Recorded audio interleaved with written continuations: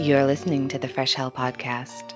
Fresh Hell contains stories of a disturbing and often graphic nature and is intended for a mature audience. Please don't let your kids listen to this, or they might turn out like us.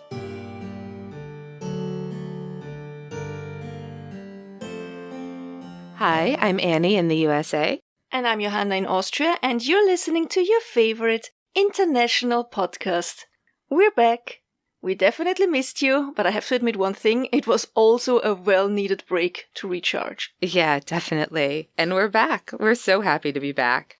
And this show is brought to you by our patrons who help keep us doing this wild podcast that we do. And of course, we want to thank our newest Patreon members. As I'm saying this, I realize I was supposed to get out a thing and go through because we got some while we were on break, which is so kind of you. And I don't have a full list, so this may have more names next week. But for now, thank you, Lisa Powell. Thank you, Anne-Marie Cummings. And thank you, Echo Foxtrot. We really appreciate your support so very much. Yes, thank you so much. And if you're not a patron, we also want to say thank you for your ongoing support, your downloads, your ratings and or reviews, and all of your lovely messages. Really, they mean a lot to us. So much.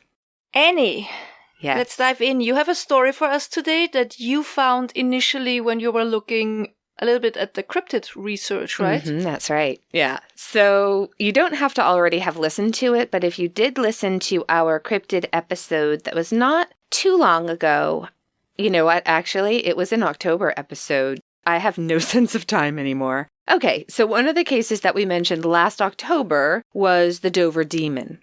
And when I was doing the research about the Dover Demon, I kept finding references to something called the Kelly Hopkinsville incident. And I'd never heard of it. But as our longtime listeners will know, aliens scare me. So it's also not the kind of information I would usually seek out. Like if I hear about a really scary alien story, I'm all set. Like I'm good. No thank you. But once I started to look into the Kelly Hopkinsville incident, I have to share this with you because it's pretty great. And the reason I didn't tell you about it when I discussed the Dover Demon is because while we don't know what the Dover Demon may have been, the goblins, which is what the creatures are often called in the Kelly Hopkinsville encounter, they're almost certainly a UFO and extraterrestrial story, and I felt like it deserved its own episode. I don't like it, but now that I know about it, all of you have to know about it too. That's how it works. Yeah, that's right. I don't think that there are any warnings for this. No one dies, no one is physically hurt, but it's creepy. The primary source for this episode is a book entitled Close Encounters at Kelly and Others of 1955. I love it when the title of a book tells you exactly what you need to know. And it's by Isabel Davis and Ted Blecher. His name is spelled Bloecher. I think it's Blecher and not Blocher, which is how I've heard it pronounced before. Definitely a German name. Well, a German descending name, let's say it like this. How would you pronounce? I would pronounce it Blöcher, but I'm sure the Blecher would make sense version, then. Yeah. Yeah. I just looked up the name on YouTube, and there were a few people with the same spelling who said their names, and it was all Blecher. So that's what I'm guessing, but that's as far as I got on the research on that one. And in this particular case, it's pretty much Isabel Davis who's doing the research. And she looked into this case with assistance from Andrew Bud Ledwith. Bud Ledwith was a local radio host and sketch artist who is also sort of a radio hobbyist. And this book was published by Kufos.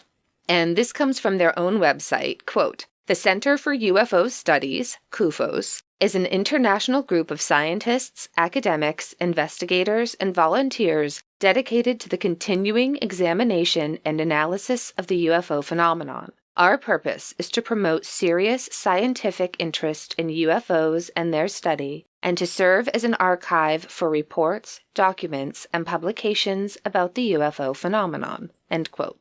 So, perfect. Makes sense. I'll be linking to that book in our sources. If anybody wants to read the whole thing, it's great. They also provided the sketches and a lot of the photographs that I'm going to be posting in the Facebook group. I also watched several interviews with a woman named Geraldine Sutton-Stith. She is the granddaughter and daughter of some of the main witnesses in this story, but when this all took place, she hadn't been born yet. But of course, she grew up hearing the story from family members who were there, and she's now written a few books about it all as well. I will link to all of these, as I said, in the Facebook album.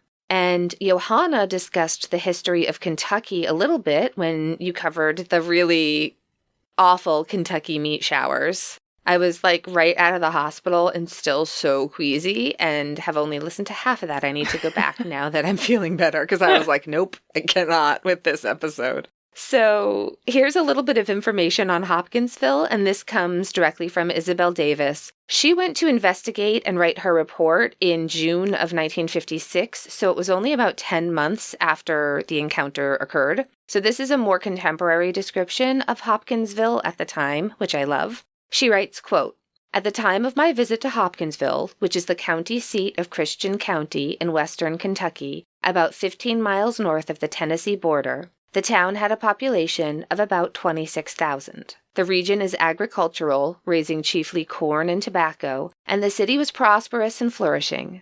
During and after World War II, trade and population were stimulated by the proximity of Fort Campbell, then the home of the 11th Airborne Division of the U.S. Army. For Hopkinsville was a convenient recreation center for thousands of paratroopers in training at the base. The city is an important shopping center. A new bank building was under construction. The residential area displayed fine houses with lawns and trees, and there were a number of modern motels on the outskirts of the city, as well as 3 commercial radio stations and a long-established newspaper, the Kentucky New Era, published daily except Sunday." End quote.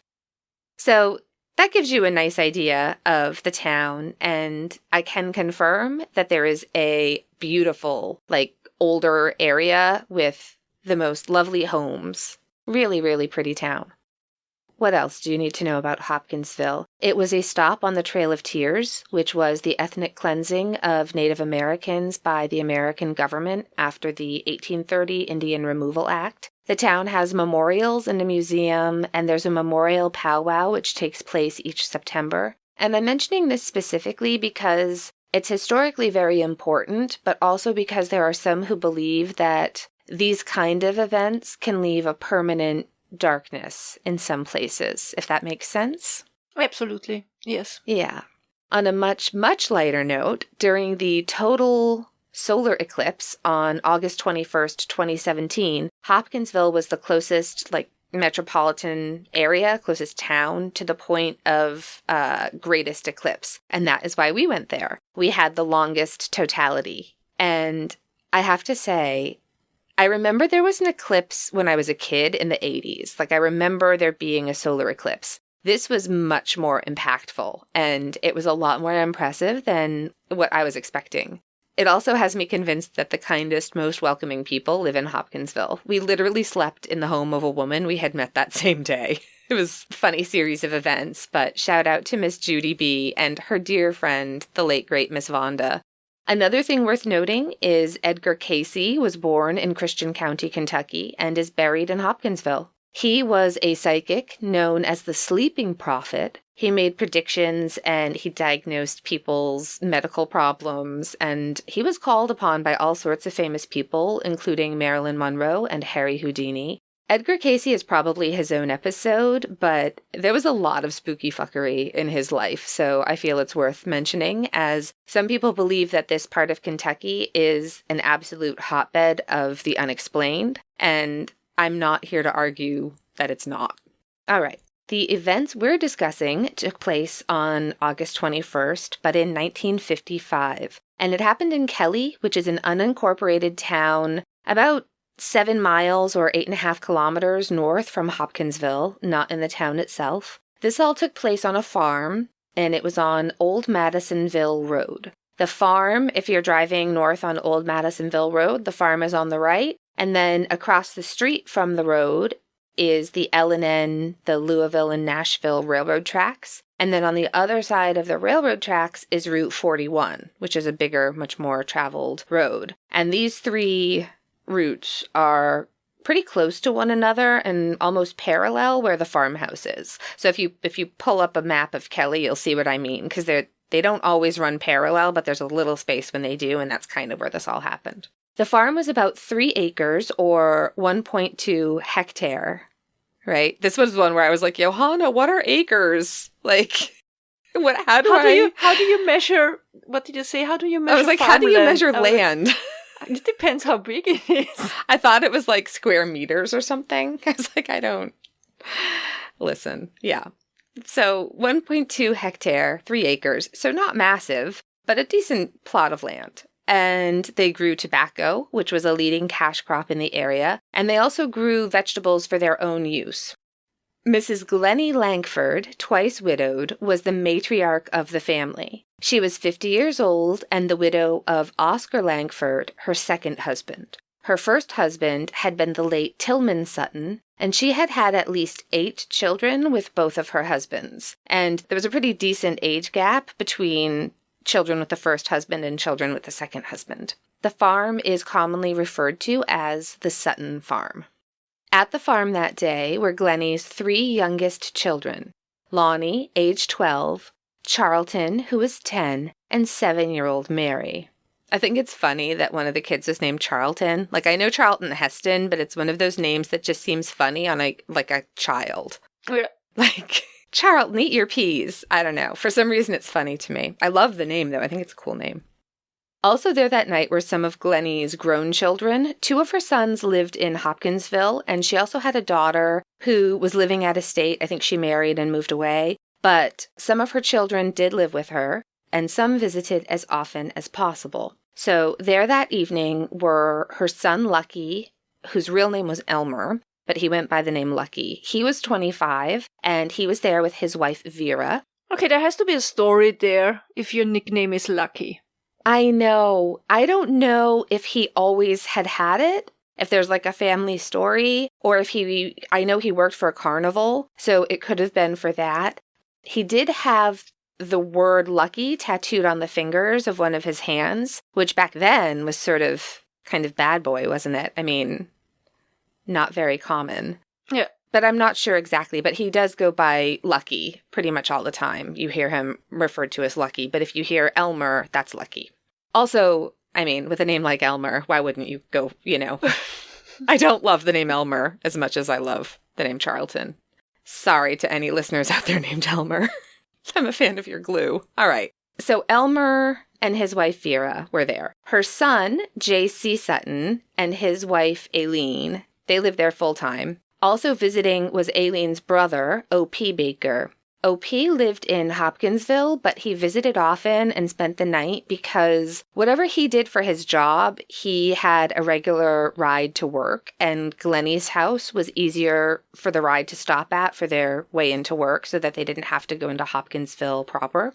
Lucky and Vera, they worked for Carnival, like I said, and then they had some best friends who were also Carnival employees. That was the Taylors, Billy Ray, and his wife June, and they were visiting with them. So there are 8 adults and 3 children in the house, a total of 11 people, 1 hound dog, and 1 house cat. The dog was somewhere outside on the property, though. Usually living there, like I said, was Glenny, the 3 youngest children, her son JC, and her daughter-in-law Aileen. But on this night, they're having a family supper, and so that's why other people are in. Now I'm going to describe the home and yard where this happened. In the Kufos book, Isabel Davis has a fantastic diagram of the house and property and where every reported thing occurred, and I'm going to post those in our Facebook album. But if you're not on Facebook, let me just quickly describe where this all takes place. So as you pull off the main road, in the front yard were 2 maple trees. The house was a very simple wood-framed house with a corrugated metal roof. In terms of the house, imagine a rectangle with the front and the back of the house as the long sides of the rectangle. You walk up to the front door and there's a little overhang. You know what I mean? Just a little tiny overhang where if it's pouring rain outside, you can put your key in without getting soaked. And there is an outside electric light bulb. Like I said, so you go in under that overhang and you enter what they call the dog walk, which is just a It's a long hallway that runs straight back to the back of the house, and there's a screen door on each end, which probably was designed to help cool the home. And if you walk straight down the dog walk, there was a door that would have opened into the backyard, but when this all happened, they weren't using that door because there was a big heavy chest in front of it for storage. Had you gone through the back door, there was an overhang over that back door as well. It's just nobody was really using it. So now you're in that hallway when you come in the front door. There's a door on the right, and that opened into a large bedroom. And there were 2 beds, a table, a stove, and 2 windows, one looking into the side yard and one looking into the front yard. And then there was a door that opened into the backyard, which is less weird than it seems when you remember that if you needed the bathroom at night, you were going outside. In the front door and to the left was the living room. There was a fireplace on the far left wall. There was a couch and 2 beds. There were also 2 windows, one looking out the side and one looking out the front. There were 2 steps down at the back of the living room. And when I say the back, I mean back, you're walking toward the back of the house and the back of the property. And those stepped down into a kitchen. And in the kitchen, they had a small refrigerator, a stove, and a sink with a window over the sink. Out the back door, close to the house and to the right, was a well, and there were a couple of big maples there. Farther back into the left of the property was an outhouse, and beyond that, some old fencing, but like nothing that would keep anything in or out. You know what I mean? Parked in front were 2 cars. One belonged to Lucky Sutton, and the other belonged to their friends, the Taylors. So it's August and it's hot out. We were there on that exact date. And at night, it was that kind of heat and humidity that makes you feel like there isn't enough air in the air. You know what I mean? Like that. So hot. I love it. Do you? It makes me so sick. We are total opposites. I love it. So it's about 7 p.m. and Billy Ray Taylor heads outside to fetch some water from the well in the backyard. Sunset at this time of year isn't until close to 8, at least 7:30. So while the sun was maybe starting to get low, there was plenty of light. So he could definitely see everything around him, and what he sees is shocking. He rushes back into the house, and he tells the group that he has seen a flying saucer. It crossed over the farmhouse, and he could clearly see the craft, which he described as, quote, real bright with an exhaust all the colors of the rainbow, end quote. He said it flew right over the farm, and then it sort of stopped in the air and then dropped down out of sight into a ravine behind the farm. I mean, I like that they have all the colors of the rainbow. I know. But I really have to ask, okay, this is a family gathering. Was there maybe some alcohol involved? That is a very good question. I'm not judging. I think that's something we need to clear up, right? Yes. No, they were not. So Mrs. Lankford did not allow liquor in her home. And while there were a couple of cans of beer found, I'm really confident from what I've read saying that nobody was drunk. And we'll get into that a little bit more when we talk about the investigation. But they do sort of tease him about what he says he's seen. He's about 21 and his wife is 18 or 19. They're the youngest of the adults. And so I think they all think he's trying to like scare his wife or I don't know. And then it's sort of forgotten. There have been meteor showers in the area and they think that's all he saw. You know, every August we get meteor showers. But then about an hour later, the dog starts barking. And that's almost never good, is it? At least not when we tell these stories. I mean, with normal dogs, yeah, I agree, mostly not good. With Jem and Leela, not so sure. They bark at so much nonsense and stay quiet when really something is going down. So they're not reliable, right? Well, Opus either. Lately he is exceptionally woofy. So they hear the dog barking, and it's the kind of bark you investigate. And so Lucky and Billy Ray head to the back door. And the dog comes running their way with its tail between its legs, and it dives and runs and hides underneath the house. So that's not good. Yeah, okay, that's a problem. You're right. Yeah, I don't like that at all. Then the men notice a faint glow coming from the woods out back. They describe it as being similar to how the radium on a watch lights up, which is such a usefully specific explanation of the glow. I mean, it's usefully for us that we can remember what kind of glow that was, but I think if you tell that kids nowadays, they have no idea what we're talking about, right? Oh, maybe not. But that's a story for another day, the radium girls. But think of something that glows in the dark, kids. Just any glow in the dark, anything.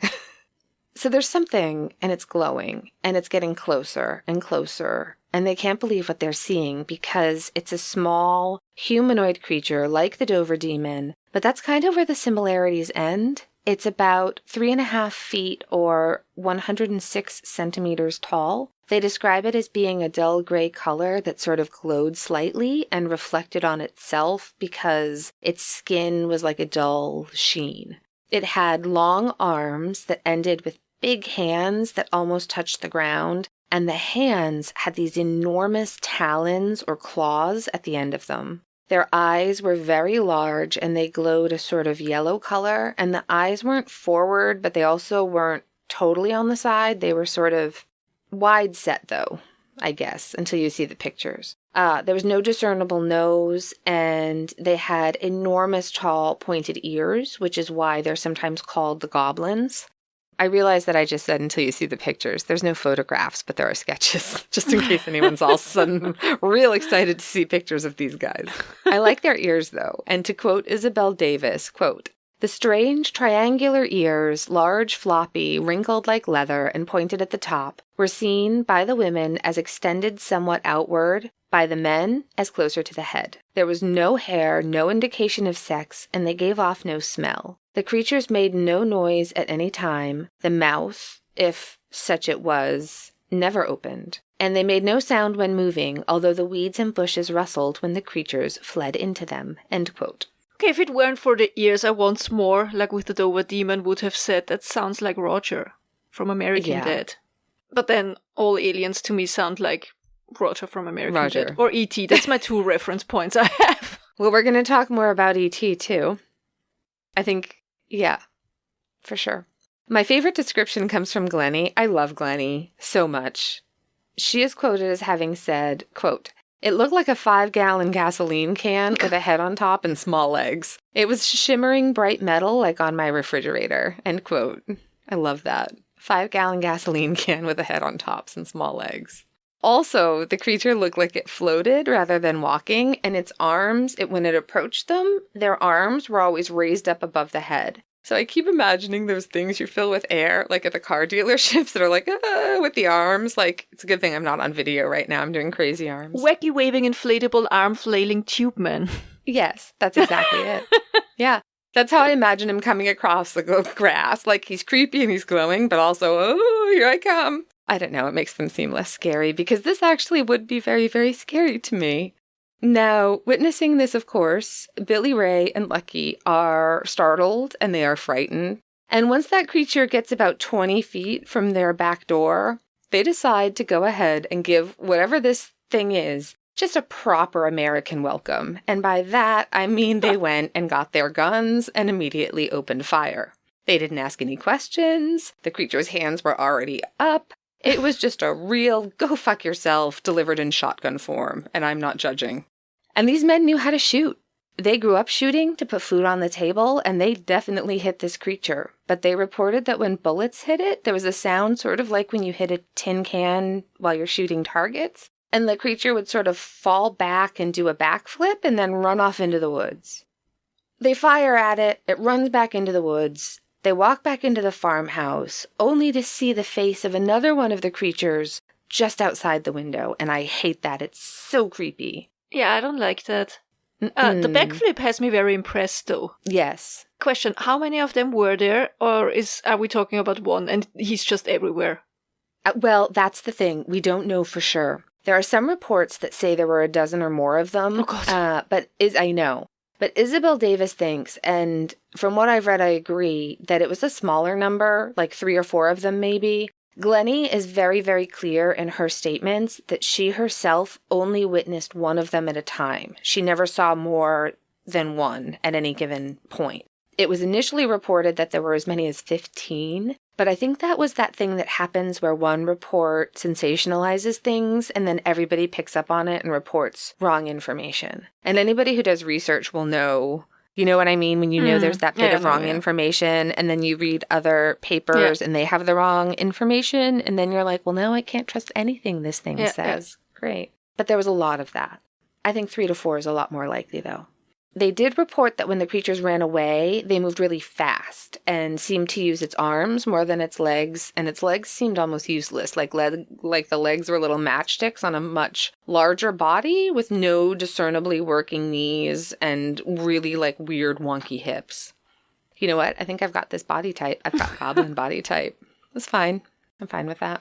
So this face pops up in the side window in the living room, and this time they shoot it right through the screen. Go America!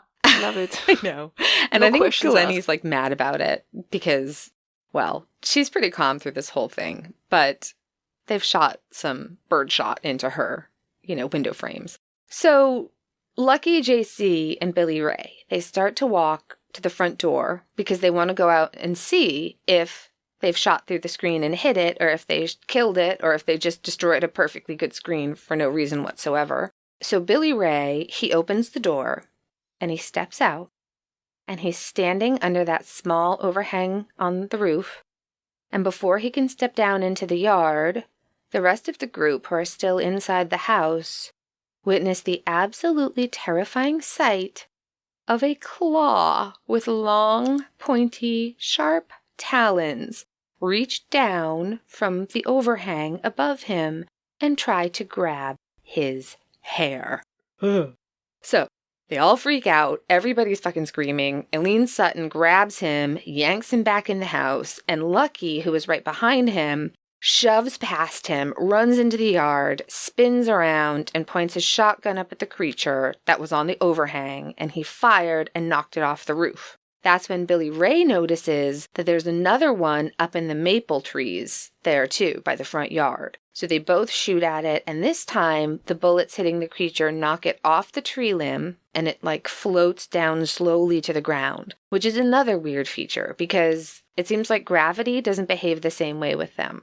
Once the creature was on the ground, they fired at it again, and it ran off again. And just as it ran off, another one, and that's why I think there were at least two, right? Another one came from around the left side of the house where they'd shot through that window screen. So it comes around the corner of the house, Lucky lifts his shotgun and fires at it point blank. And they hear the metallic sound, and it does this backflip, as it gets shot, and then runs off into the woods. To me, it looks like there were at least three, right? So the one on the overhang, then there's one on the tree, and then there's the one that came from the side of the house from the direction of the window screen.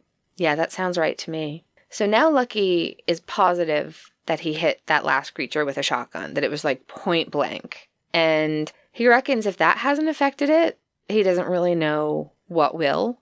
And now he's scared. And so the group go back inside to kind of take a breather and figure out what the hell they're going to do. I mean, yeah, no kidding, he's scared. That shit is intense. Yeah. Do you know what kind of guns they were using? I do. Here is a quote from Isabel Davis. I just want to make sure I don't get things wrong. I'm not great with weapon lingo. So Davis writes, quote, "In a household like this one at Kelly, firearms are taken for granted. The following guns were in the farmhouse that night. 1. 20-gauge single-barreled shotgun, relatively new. It had been bought at Montgomery Ward's in Hopkinsville by Edgar Lankford, and with it he bought 3 chokes, accessories to be attached to the muzzle of a gun to concentrate the shot pattern in different degrees according to the size of the choke. It belonged to J.C. Sutton, who used it that night. This was the shotgun that was fired through the window the first time. 2. 12-gauge shotgun, old duck gun.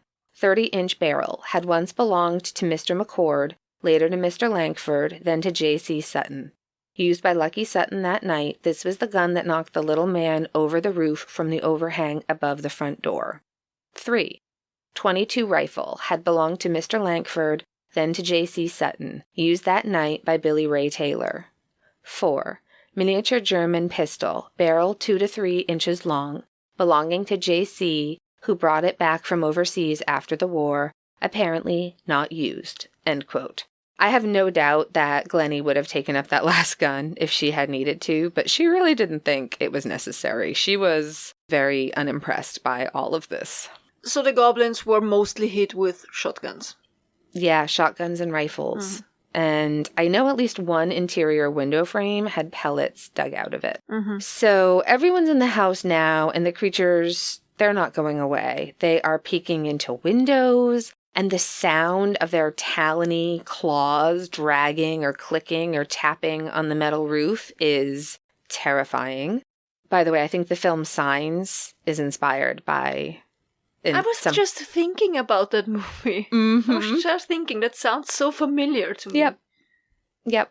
And so sometimes Lucky or the other men, they'd go outside and try to shoot them again, but they didn't have any success. Glenny was the only one that seemed not to panic. There's a quote by her where she says, quote, "I kept trying to get him to come in the house and shut the door. The things weren't doing us any harm," end quote. And yeah, Glenny's the only member of the family who said repeatedly she felt like they were just curious. Their arms were raised. They weren't trying to hurt anyone. But everyone else was terrified. And I think she'd just been through so much shit. She was like, listen, they're not hurting anyone. Just leave them alone, But everyone else was like, absolutely not. We are panicking. If there was ever a reason to panic, this is it. Yeah, but I sincerely applaud Glenny, though. Her attitude is like rock star level. I agree. I don't think I could ever stay that calm in this situation. No, this woman she was unflappable. Right? She was amazing.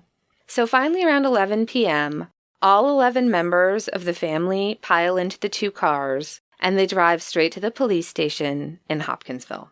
And the very fact that they did this led the Hopkinsville police chief, Russell Greenwell, to believe that something had definitely terrified these people, and they were not faking this. Their arrival at the police station got people's attention, and before long, a pretty good-sized group was put together to investigate what was happening. They do say that I think the police chief said just the fact that these people came to the police station made me believe something was happening, because these are not the kind of people that would seek out help. But in the end, there were Hopkinsville police officers, Christian County police officers, Kentucky State troopers, military police from Fort Campbell, which, as we said, is close by. There was also a newspaper photographer from the Kentucky New Era, and they all headed out to the farmhouse to investigate. I don't know if it happened at the station. I got the impression it was on the way back to the farm. At some point, one of the officers who had a lot of medical training, I think from the war, noticed that he could actually see Billy Ray's pulse. When he just looked at his neck, he could see his pulse. And he timed it because it looked like it was too fast. It was 140 beats per minute. And that is too fast. It's too much. It's not good. And a lot of people see that as evidence that he was legitimately terrified. Mm-hmm. It certainly could be. I think it's also telling that when everybody arrived back at the house, the family stayed inside the cars and let the officials do all of the investigating. They were not going back inside the house until the police had gone through and cleared it. So now there's a bunch of cars at the farm, and they're all parked with their headlights on, just lighting up the property. Did you find something at all? Not as much as one would like. They did report that everybody said there was a very uncomfortable, tense atmosphere. There's a somewhat amusing anecdote, which is always told about this case when they're trying to explain the weird feeling and the tenseness. And they say that basically the police are searching around the inside of the house, and they're looking at the holes in the screen and looking where things might have been fired upon from inside. And while they're going around and doing this, somebody accidentally stepped on the tail of the cat. And so the cat let out a really justifiably angry yowl. But when that happened, everybody had their guns out. Like, everybody was, like, ready to fight. You know what I mean? You can kind of see how spooked people must have been feeling if that made them all react that way, right? Are you sure, Annie? Are you sure this isn't one of our episodes where it's actually a movie plot? Because this is all very intense and extreme. You are not the only one to think so. Steven Spielberg did too, and we're going to talk more about that at the end. You remember when they said that it looked like the creatures were just floating above the ground? No surprise, they didn't find any footprints of any kind anywhere. And one of the more interesting things that was found was impossible to document. Out the back near a fence was a patch of grass that glowed. And the way I understand it, they describe it as like a luminescence to the way the grass looked, just in this one patch, but you could only see it from one angle. Apparently there was no way to get a photograph of it. Nobody took a sample of it. So one of the goblins peed there, basically. Or was it blood? Oh, yeah, right. Right? I don't know. Investigators were on the farm for several hours searching, trying to find anything concrete, anything that said for sure there were extraterrestrial beings there. But they just didn't find anything, and they all left the farmhouse somewhere around 1 and 2 in the morning. And according to the family, about half an hour after they all left, the creatures returned and harassed them just for the rest of the night. It was just awful. There's a quote in the report by Isabel Davis that I want to read to you. This, as I said, this interview took place several months after everything had happened on the farm, and Davis notes that Glenny is very, very reluctant to talk to her, but she finally agrees to talk. And so Davis writes, quote, "One statement she made, however, made the visit, indeed the entire trip to Hopkinsville, worthwhile. She had been describing how she saw one of the creatures during their second visit at about 3:30 in the morning. She was lying on her bed in the living room, trying to go to sleep, when it came up to the window beside the fireplace, seeming to have come around the chimney. I turned my head 3 different times because I thought maybe my eyes were fooling me, but every time I turned my head back, there he was." "How far away was he?" I asked. "How close to the screen did he come?" She waited more than a minute before she answered. It was not an uncertain pause, nor a pause to create suspense. It was more as if she were seeing the picture again in her mind's eye. "Close enough to put his little clawy hands up on it," she said. End quote. Ugh. I think that's so creepy. Like, the idea of a claw at the window is so creepy, and it's such a movie image. It's just so creepy. And so I'm skipping ahead a little bit now in the same book by Davis, but she goes on to say that now she understood what the chief of police, Greenwell, meant when he said this about Glenny. He said, quote, "She was the most impressive witness. She's the type of person who wouldn't tell a lie if her life depended on it." End quote. And further corroborating that, Davis talks about how Glenny's grown sons who lived in Hopkinsville and weren't there that night, when they first heard about it, they were absolutely certain it was a joke that Billy Ray was playing on people, because he was kind of that way. He was the most sort of outgoing and jokey and funny, flamboyant's not the right word, but you know what I mean, gregarious. Yeah. And so they really thought it was a joke. And then they learned their mother saw it. And as soon as they found out that their mother had seen it, they were like, oh, no, if Mama saw it, they were real. I also love the way Davis describes her ending the interview with Glenny. I just love Glenny. So she writes, quote, "I apologized to Mrs. Lankford for my intrusion. I'm sorry you've been bothered by so many people, including me. But she did not say, oh, no bother at all. The polite lie is not in her. But she did smile a little. Well, you didn't bother me nearly as much as some of them did." End quote. I think the polite lie is not in her. Maybe my new favorite expression. Like, we need that on a t-shirt. It's just not. So I have 2 questions. What about bullet casings or something like this? Like, I would just like to know if they figured out how many times they shot at these creatures or these aliens or these gas canisters or something like this. Also, my second question is, before I forget, in the Dover Demon case, the creature was seen by several independent witnesses the same night. Did anybody else in the area have a similar encounter around that time? Those are really good questions. So the only witness to the creatures was the family, but others in the area had reported seeing strange lights. A lot of people explained it as meteor showers, but I'm not so sure about that. There were also other people, even other people who were investigating the case, that weren't necessarily sure what the Sutton family, Lankford family, had seen, but they themselves said that they had seen UFOs in the past, and so they believed it just based on that. According to one neighbor, they didn't hear anything coming from the direction of the Sutton farm. according to another neighbor, it sounded like there was a war going on. So I thought that was kind of interesting. But I think sometimes sound behaves strangely, doesn't it? We discussed that. Did we talk about that in Dyatlov? I feel like sound can be funny. Yeah, that doesn't faze me at all. Because as you said, the way sound travels can be influenced by so many factors. So yeah. I think that's rather common.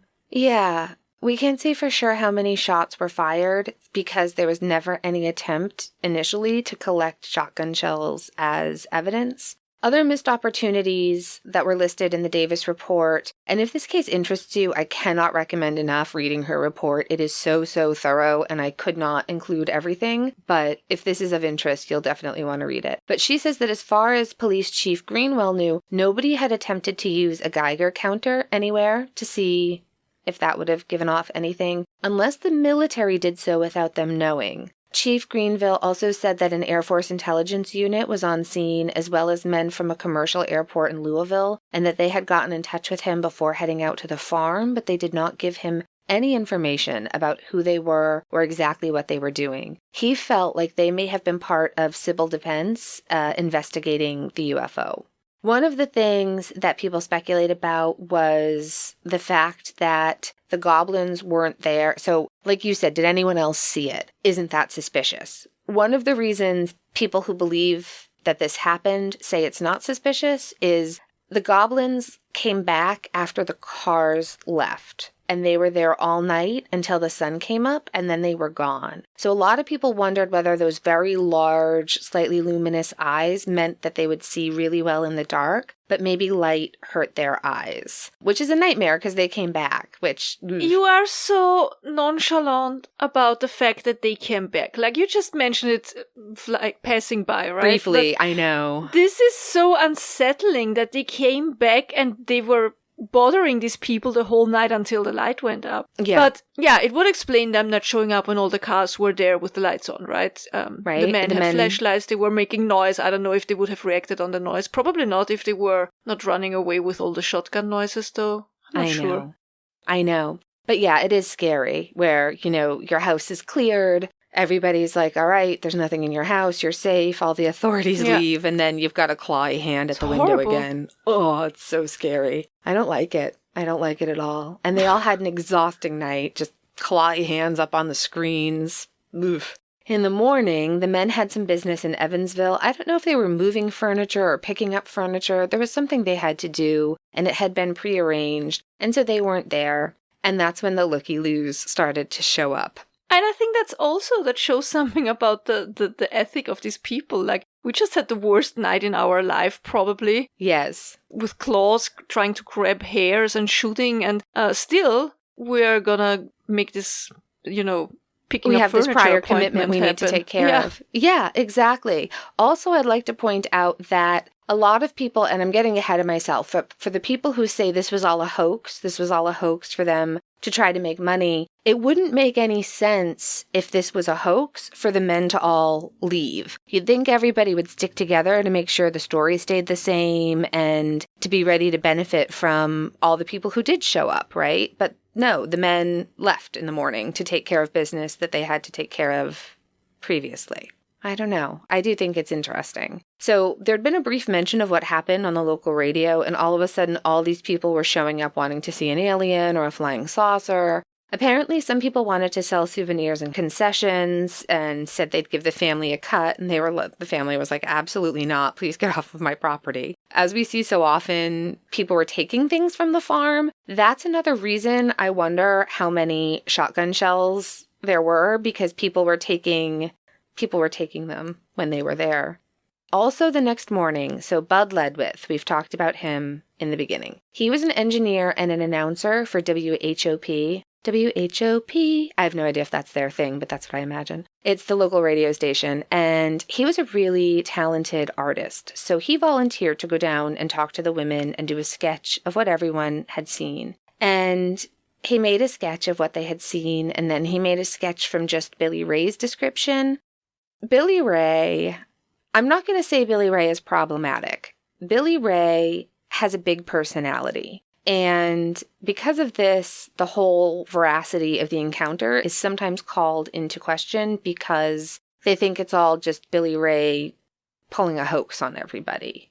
And to be fair, when they do the sketches, his description is a little bit different. I don't want to say he's inventing things, but suddenly he remembers antenna that no one else remembers. And suddenly he remembers more of a nose. They're really minor things, though, in the grand scheme of things, if that makes sense. Yeah, but still, yeah. Finally, there's another sketch done based on what JC, Lucky, and OP had seen. So there are some differences, but they all look like from the same family when you look at both of these sketches. And so we'll share them in the Facebook group. I also have sketches, a group that Davis gathered of sketches that were published in other newspapers and things. But Davis feels like Bud Ledwith's sketches and his notes were absolutely invaluable to her investigation because he gave her copies of everything, and he was the first person to really sit down and talk to them before they started to get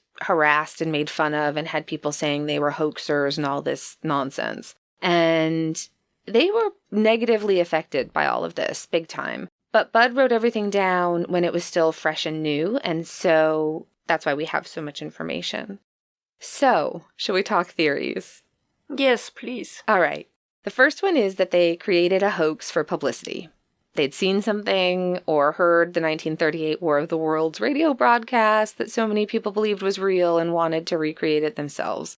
There were a lot of UFO encounters in the 50s. These encounters were reported on the radio and newspaper, but a lot of them were in other countries, and even if they had been reported locally, the Sutton farm, they did not have a radio or a television, and I suspect if they read a newspaper, it would be something very local. I'm going to guess that they may have gotten most of their news from church announcements and bulletins. You know what I mean? These are not people who had likely given a lot of thought to extraterrestrials. Not that they didn't have the imagination, who has the time?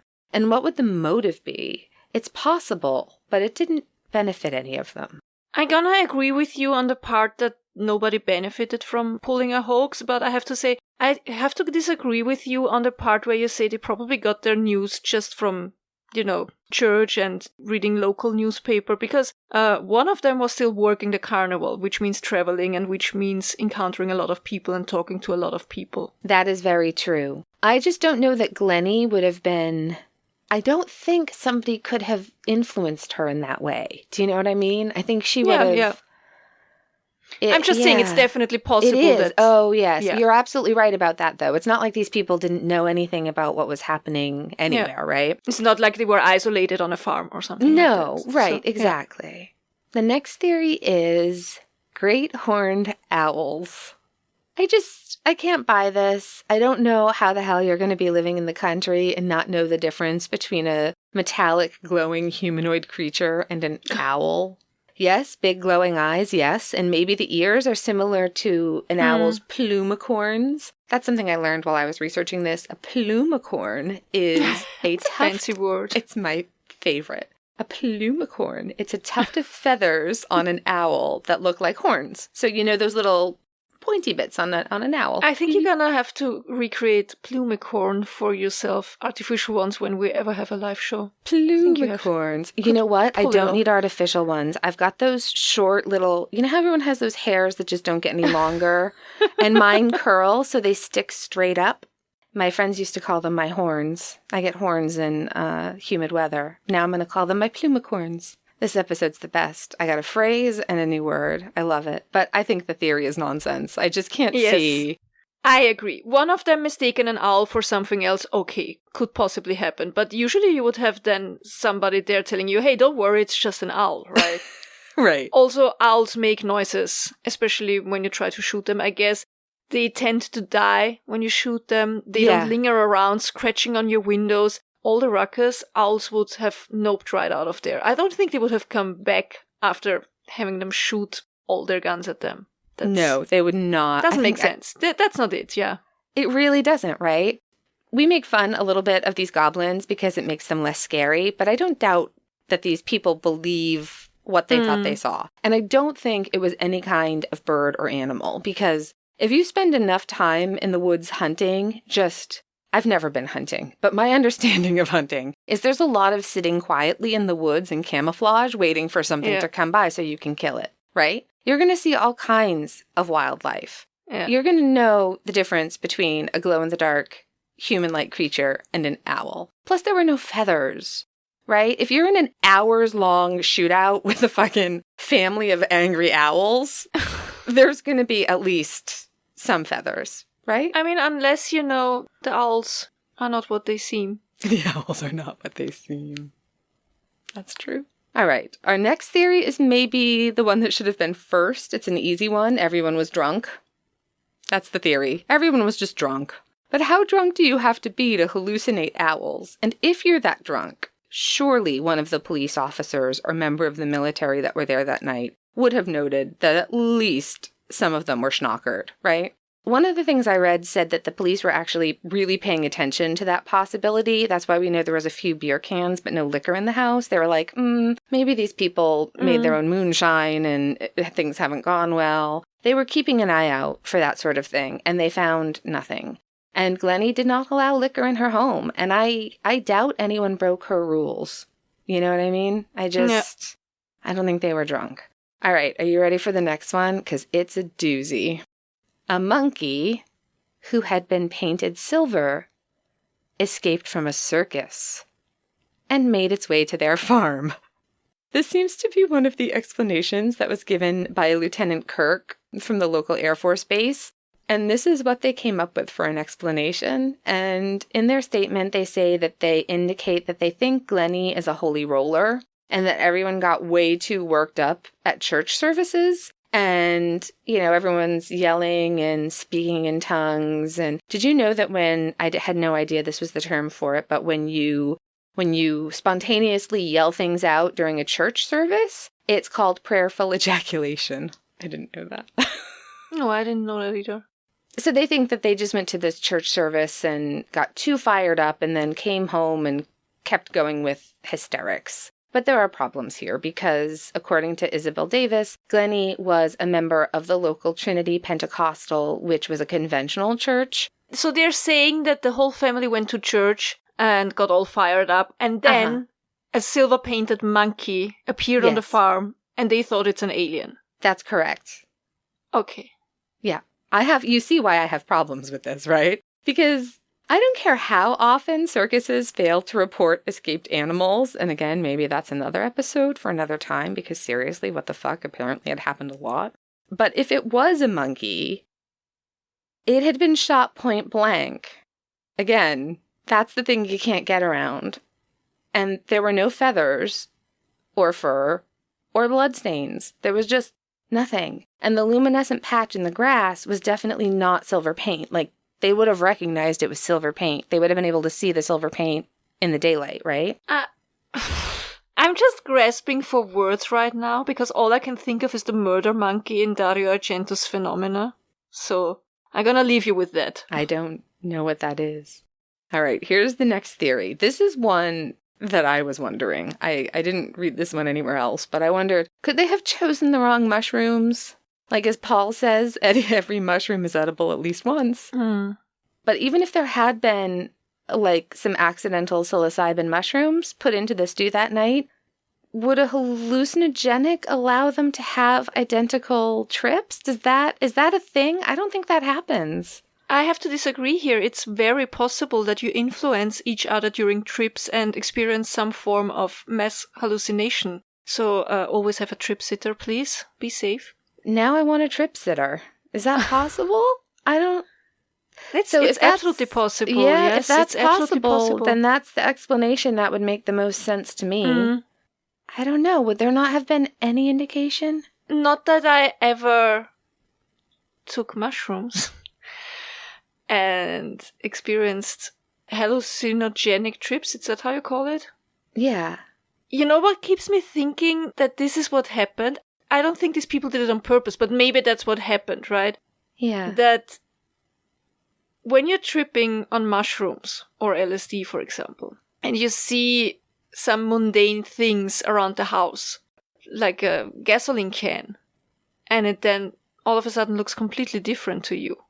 And you shoot at it and it falls backwards.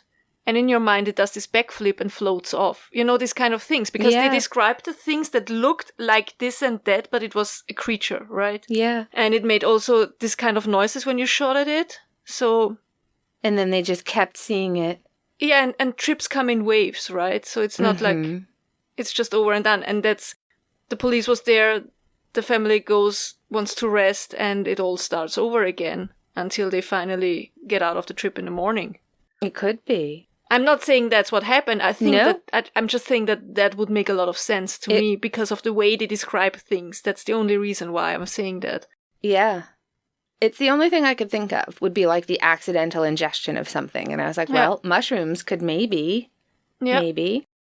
Or like this, what we talked about at the Dyatlov Pass incident where some kind of fungi mold was growing like they had with the wheat products. Yeah.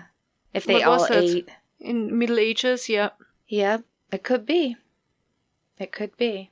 The next theory was just the whole carnival workers playing a prank. The problem I have with this is how far it went, because everything I've seen from the family member who wrote the book and publicly talks about the event, Geraldine, she is lovely. Her interviews are great. And she indicates that while the family worked for the carnival, they were very much aware of the stigma. Her dad was lucky, so Glenny was her grandmother and her dad was lucky.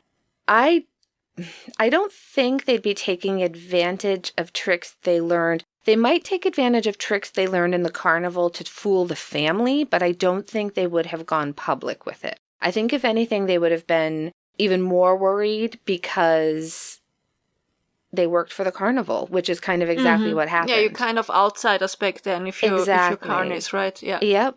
And she said that the experience really haunted her father for his entire life until the day he died. He didn't like to talk about it. And when forced to talk about it, she said it was clear that he was uncomfortable and afraid when he talked about it his whole life. Yeah. And it seems like they all felt like this. Like the family really, it didn't get anything positive. People showed up wanting to sell stuff. They ended up moving to get away from the attention because they only really got negative attention. Cousins of theirs moved into the farmhouse and they moved into Hopkinsville proper. Some people said that they tried charging people.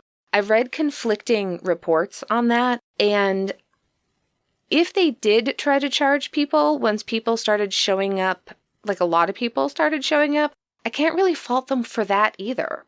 I would totally do that. I'm sorry. Yeah. I mean, especially if you're living kind of on the poverty line, then... Yeah, if you're going to come onto my property and take shotgun shells and pieces of my fence, then, I'll take 25 cents, thanks.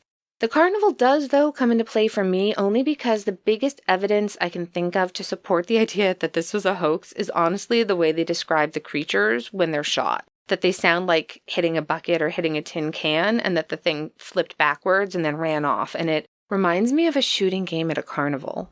I was exactly thinking of shooting games, yeah.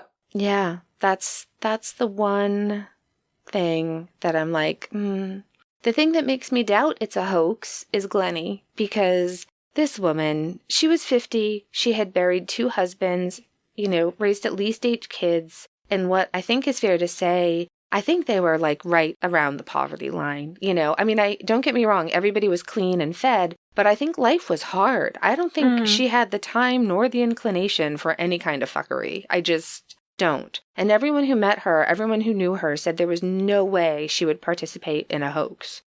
I just think the family was very, very much aware of the negative connotation carnival workers had, and they were aware of negative associations people living on the poverty line have. And I don't see any evidence that they benefited from it. I know Geraldine said that it was very, very upsetting to her family to hear repeatedly over and over again that these people are, I think she used the term hillbillies, which it took me a minute because I was like, I have such a positive connotation with the word hillbilly because of the show The Beverly Hillbillies. But of course, it's not it's not a positive connotation. It's a disparagement of somebody, and it was really hurtful to her family. And I don't know. I think they saw something. I just don't know what. I definitely think that they saw something, or were absolutely certain that they saw something. Yeah. That doesn't sound like a hoax to me at all, for the reasons you mentioned. I can absolutely see a mass hallucination being the reason. Or, maybe they really were visited by aliens that night.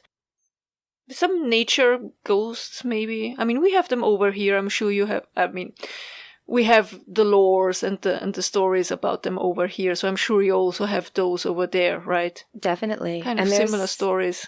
There's a grain of truth in all of it, Yeah, absolutely. I just thought it was look at such an Iceland. interesting story. Oh, yeah. They have their own ministry for this kind of things. So. They do. Yeah. So I have some fun facts to end with before our something good, because it's some good stuff here. If you are a Pokemon, is it Pokemon or Pokemon? It's Pokemon. Pokemon. That's how little I know about what this is. I feel like my mother, okay. So if they've been around since the 90s, right? I'm already 104. Are you a Pokemon fan? All right. So if you are a Pokemon fan, neither of us are, but there's a character in Pokemon called Sableye, and it seems like it's been legitimately just copied from sketches that Bud Ledwith did of the Hopkinsville Goblins. And so much so that I really feel like Bud Ledwith should be making money from the Pokemon people for this. I'll post a picture.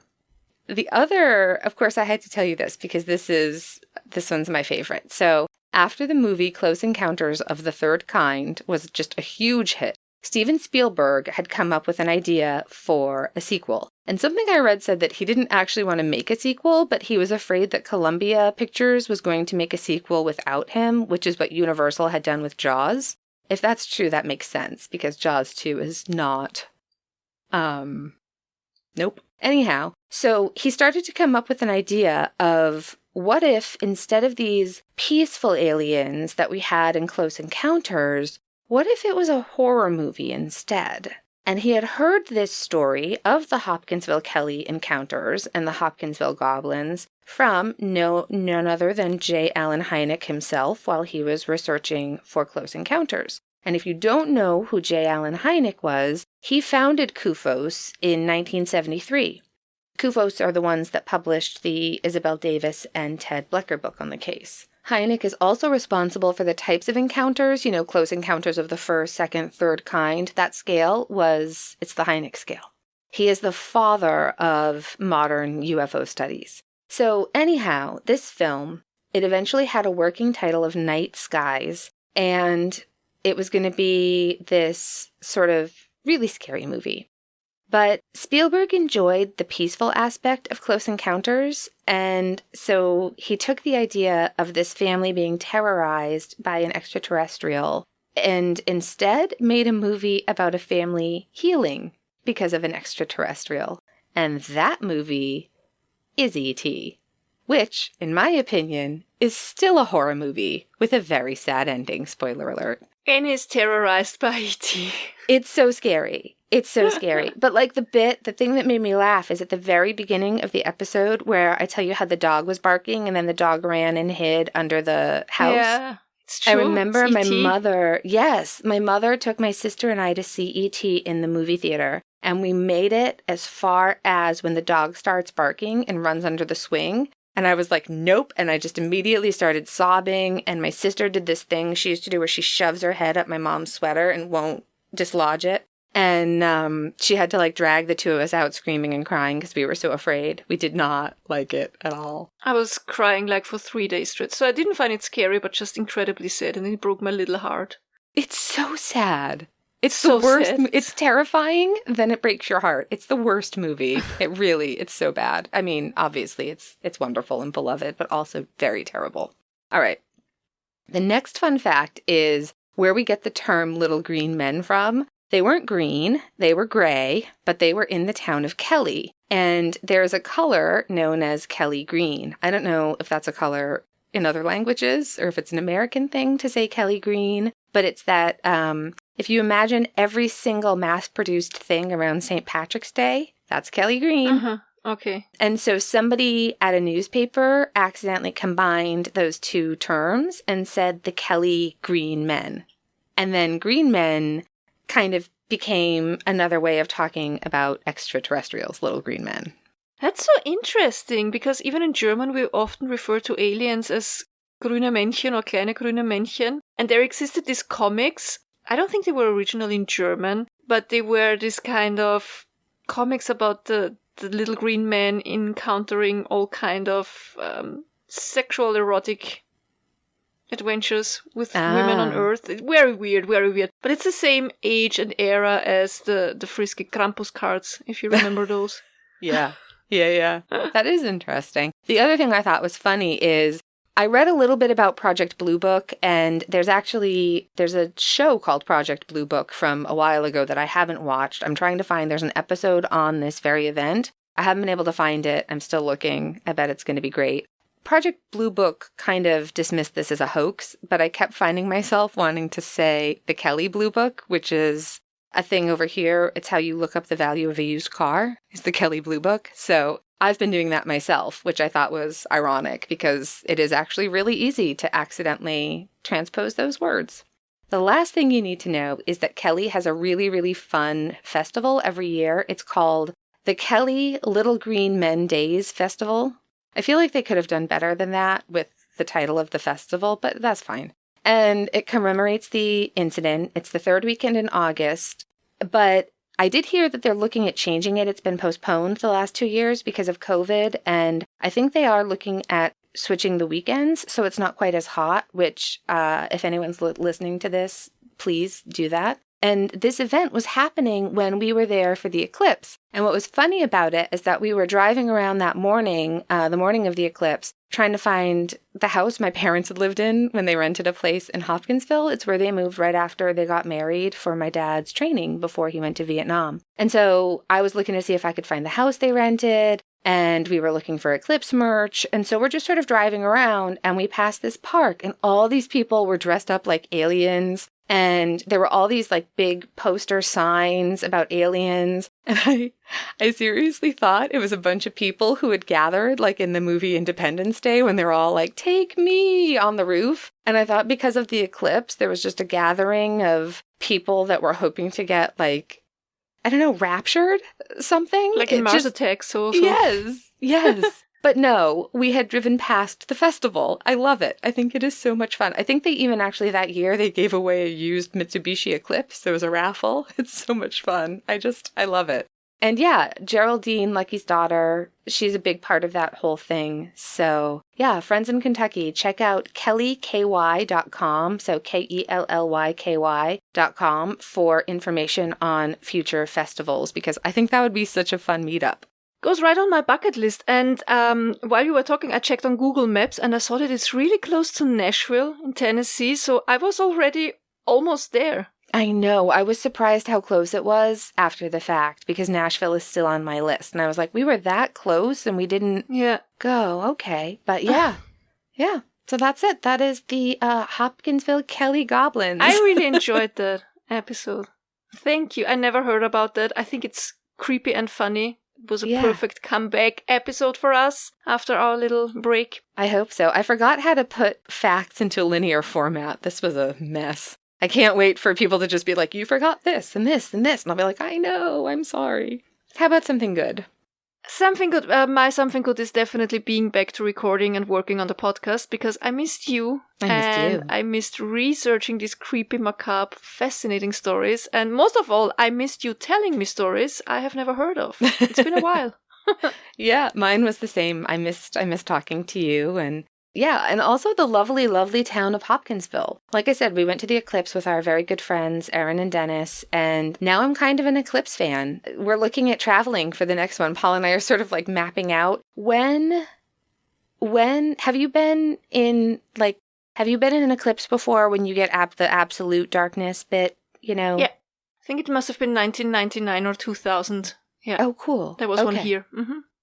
I remember reading before we went, they said how it really fucks up all the nature. Like it really, I felt so bad because sure enough, we were there and there's crickets chirping in the middle of the day because it's that hot, muggy weather and you can hear frogs calling and just everything. And all the birds go quiet. Everything goes quiet.